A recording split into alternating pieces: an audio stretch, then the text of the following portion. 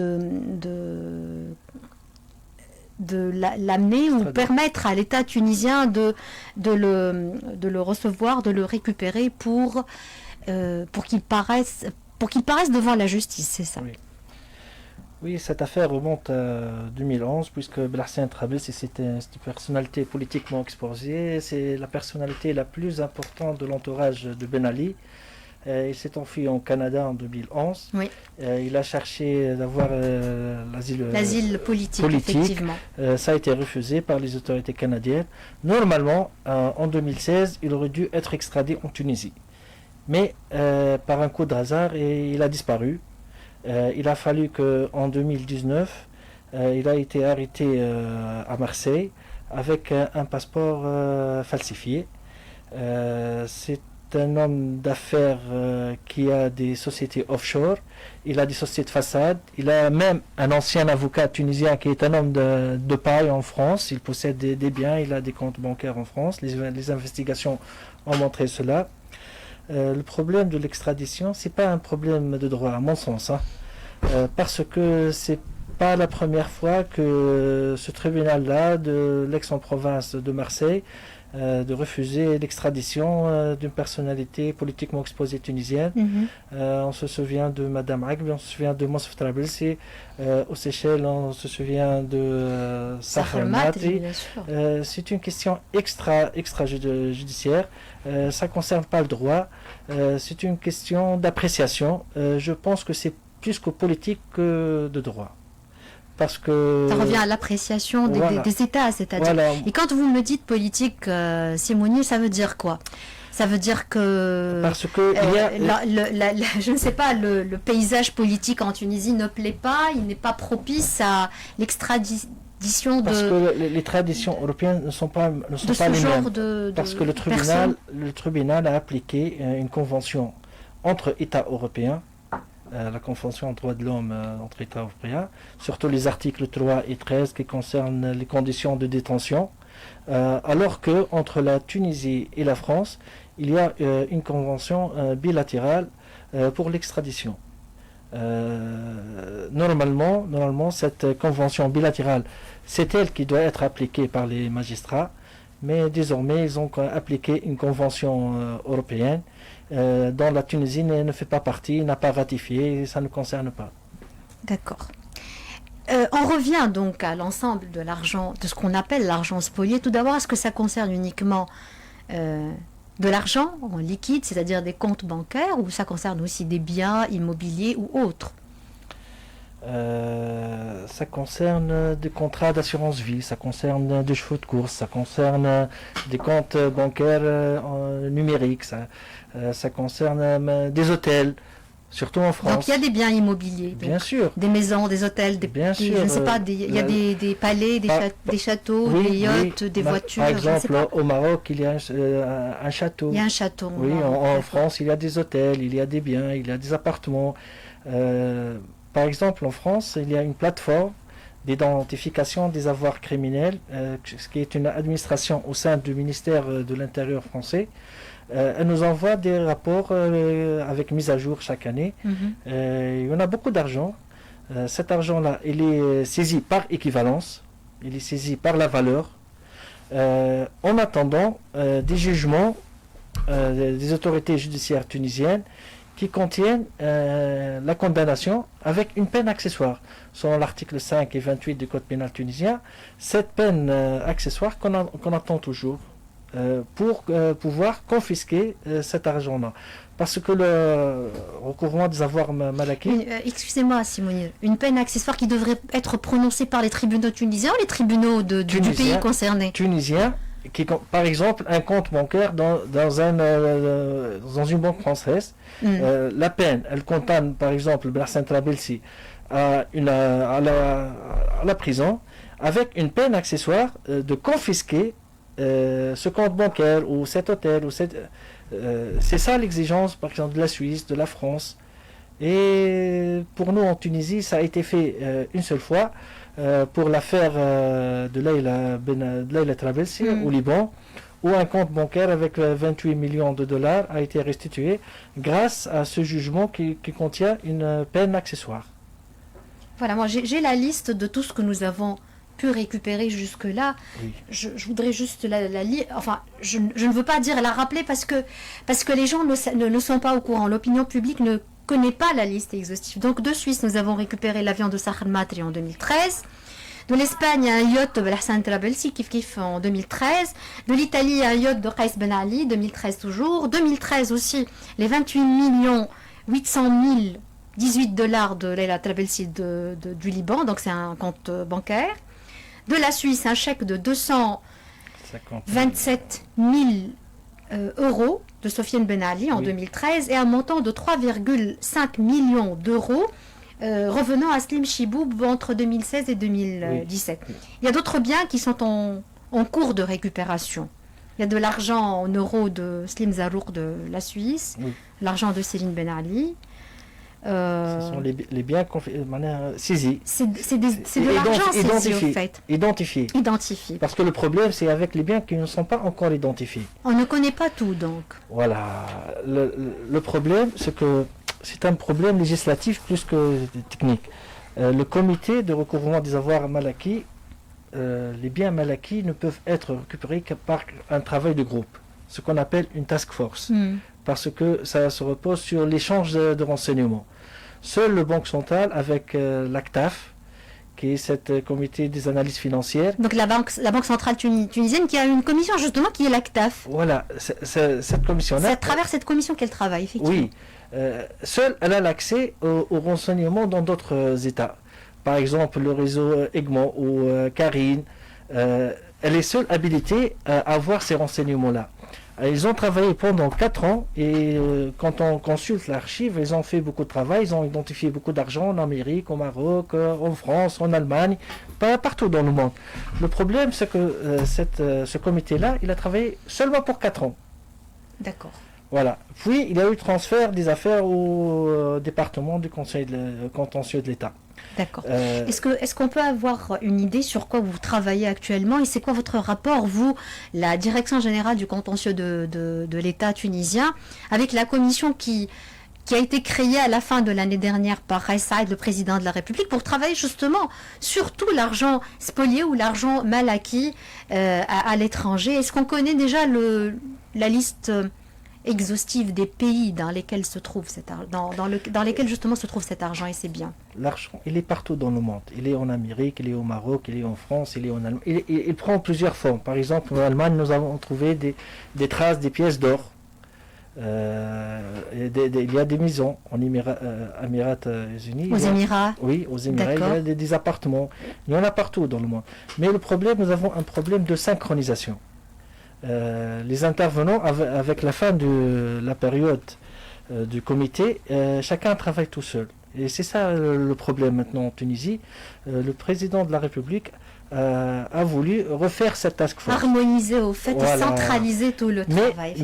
Mais leur travail nécessite un comité technique avec eux. C'est bien ce qu'ils ont fait, mais ça doit être assisté par un comité technique des experts pour donner de l'avance et pour donner parce que c'est-à-dire des experts juridiques à l'échelle internationale, vous voulez dire, ou toutes sortes d'experts? Toutes sortes, surtout financiers. Parce que ce sont des flux d'argent. Voilà. Bien sûr. Voilà. Il faut des techniciens de l'argent pour justement suivre la trace. La trace de ces montages financiers. Très bien. Simone Rchedi, je rappelle que vous êtes directeur général dans la Direction générale du contentieux de l'État. Il nous reste 14 minutes à peu près. Je vous les accorde toutes pour nous dire qu'est-ce que nous sommes en train de faire actuellement et qu'est-ce que nous cherchons à récupérer. Est-ce qu'il y a encore des délais? Est-ce que nous avons perdu tous les délais? Qu'est-ce que nous avons perdu au mois de janvier dernier? Normalement, la Tunisie a une stratégie de double blocage. Il y a un blocage administratif, il y a un blocage judiciaire. D'accord. Pour la Suisse, nous avons perdu le blocage administratif. Le blocage administratif. Expliquez aux gens, le blocage administratif consiste que le gouvernement suisse a décidé de bloquer l'argent depuis 2011 et le renouvellement, ça se fait chaque année. Voilà. Et il demande de la Tunisie l'avancée surtout des procédures pénales. En Tunisie, En donc devant Tunisie. les tribunaux tunisiens. Voilà. Voilà. Mais Donc c'est la justice tunisienne qui a traîné. on ne peut pas dire que ça traînait parce que la nature des affaires, c'est très complexe. Ils travaillent avec des sociétés de façade, des montages de sociétés. C'est très compliqué. Le pôle financier, il a eu l'intelligence de travailler avec ces demandes d'entraide internationale en matière pénale qui a donné beaucoup de résultats. Mais les experts de nos jours parlent même de ping-pong. Parce que quand vous envoyez une demande d'entraide, l'autre autorité vous la renvoie d'une autre façon et pour vous demander des explications. Alors que ça demande 10 ans maintenant et on est à ce stade-là. D'accord. Donc sur quoi nous sommes en train de travailler concrètement et sérieusement actuellement? Qu'est-ce que nous espérons récupérer? Et dans combien de temps, si on le sait? Moi, je pense qu'il faut il faut respecter le standard international en cette matière. Normalement, nous avons des méthodes alternatives, telles que la confiscation civile. Ça veut dire quoi, ça? Cette confiscation civile, c'est une confiscation objective. Malgré le décès, malgré la fuite de l'intéressé, malgré la prescription de l'action publique, avec cette confiscation civile, on s'attaque à l'argent. Alors on peut confisquer l'argent, le restituer, malgré la mort de l'intéressé ou sa fuite, ou malgré la prescription. Mais ceci nécessite une grande collaboration de la part du pays, de l'autre pays, vis-à-vis le pays dans lequel se trouve cet argent qui a fuité, non? Oui, mais c'est le standard international. C'est le standard international. Normalement, il y a eu un projet de loi en 2016. Il y a eu un projet de loi, mais ça reste encore peut-être la volonté politique, peut-être... tu sais, cette instabilité... Donc c'est une alternative qu'on pourrait rendre opérationnelle, qu'on pourrait mettre en place et appliquer aujourd'hui. Bien sûr. Est-ce que c'est entre les mains de qui? Qui doit prendre la décision et dire voilà, on va... que cette instabilité... C'est l'exécutif, c'est le législatif, c'est le pouvoir judiciaire. Législatif par proposition de l'exécutif. C'est le législatif. Bien sûr. D'accord. Et le législatif. Donc c'est la proposition du président de la République ou du chef du gouvernement? Peu importe. Les deux ont le droit de faire. Et pourquoi le chef du gouvernement, le chef de... Parce qu'il n'y a pas le chef de l'État ne le fait pas. Parce qu'il n'y a pas une stabilité, il n'y a pas... Non, le président de la République, la stabilité, il est là. Pourquoi il ne le fait pas? Il est nouveau, madame. Mais c'est quelque chose de nouveau sur l'échelle internationale. Cette confiscation sans condamnation pénale. D'accord. Parce que je crois que c'est ce qui est appliqué en France. Je crois devoir vu un reportage dans le journal de France 2 il y a une semaine, je crois une dizaine de jours, justement qui explique cette procédure et qui montre combien l'État français est en train de gagner beaucoup d'argent grâce à cette technique. En France, ils sont très intelligents, surtout ils ont une agence qui s'appelle la GRASC. Cette agence-là, tout l'argent... toutes les condamnations pénales contiennent cette peine accessoire de confiscation, de droit commun, de restitution des avoirs mal acquis.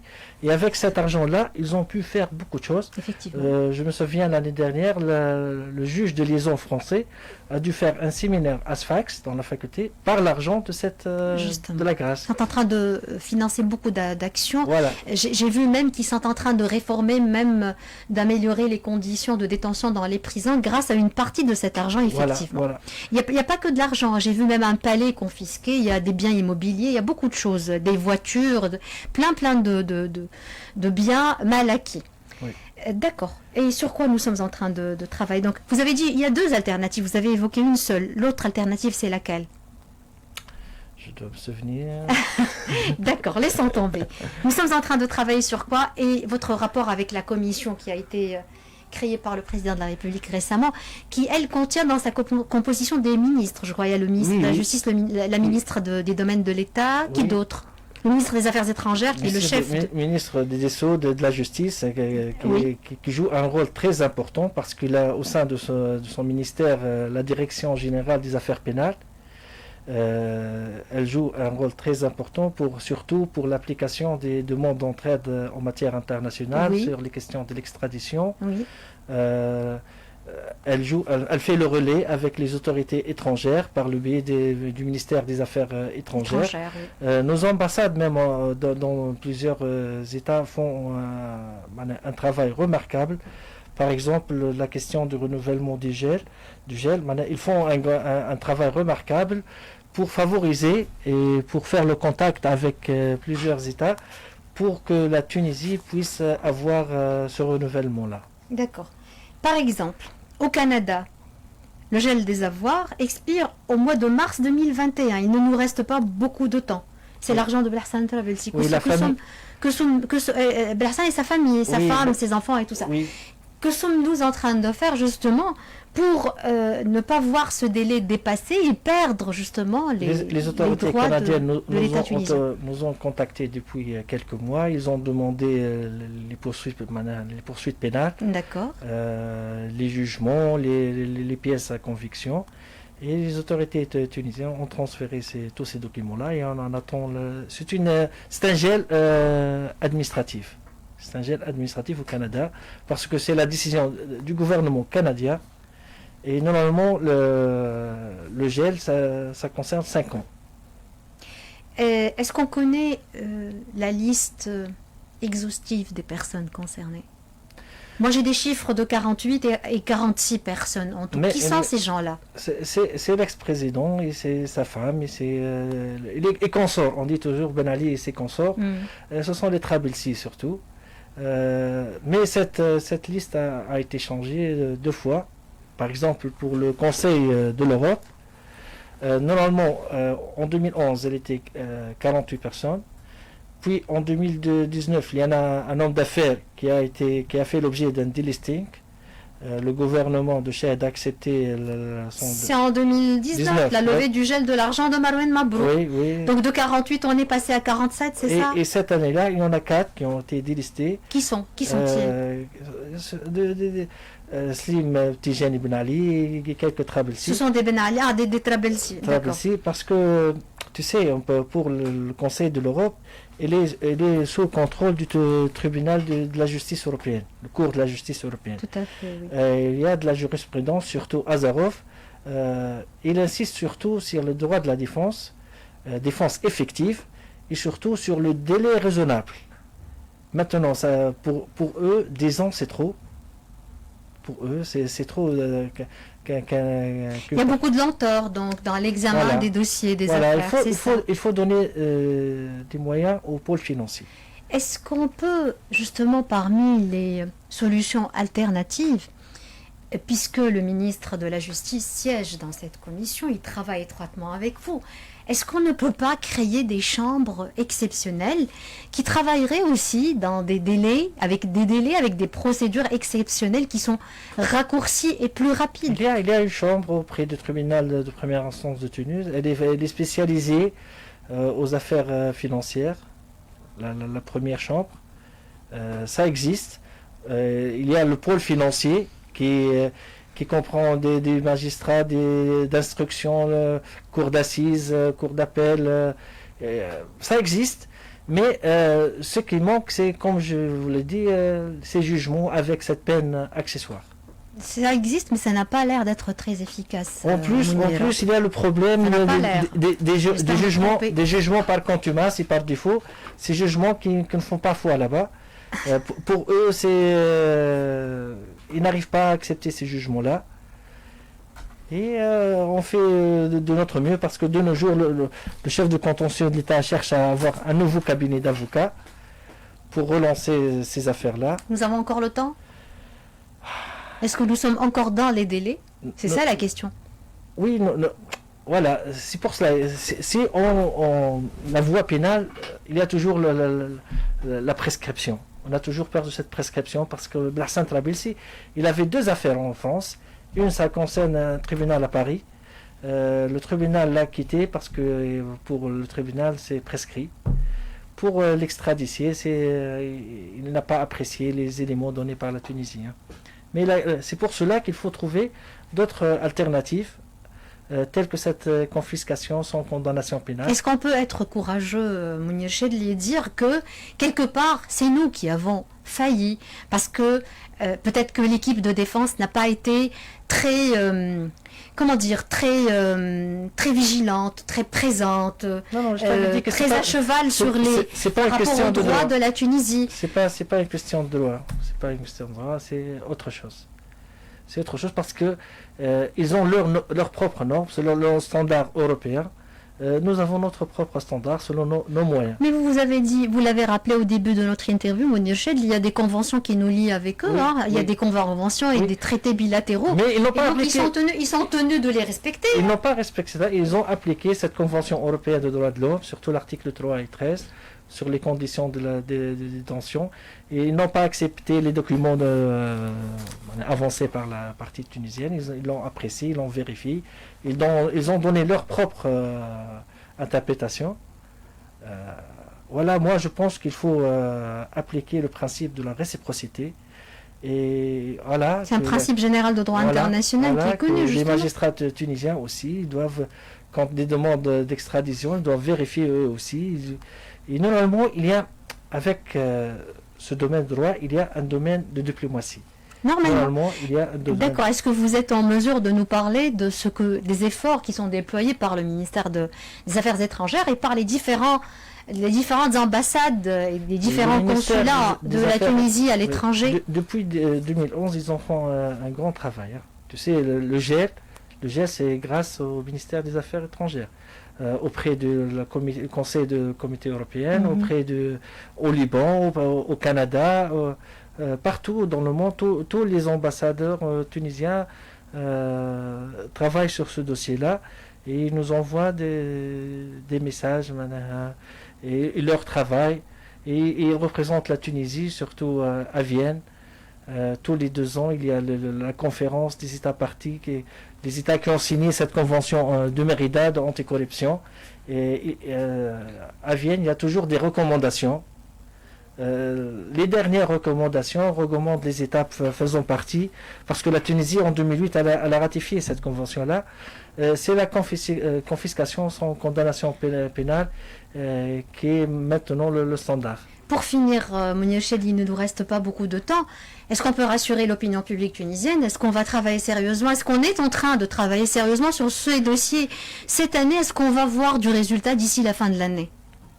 Espérons, surtout si tous les intervenants travaillent ensemble. S'il y a synchronisation entre les différents intervenants, ministère de la Justice, ministère du domaine de l'État. Est-ce qu'il y a ou pas? Vous ne savez pas? On peut améliorer. On peut toujours améliorer. Est-ce que la commission fait un travail assidu actuellement ou pas encore?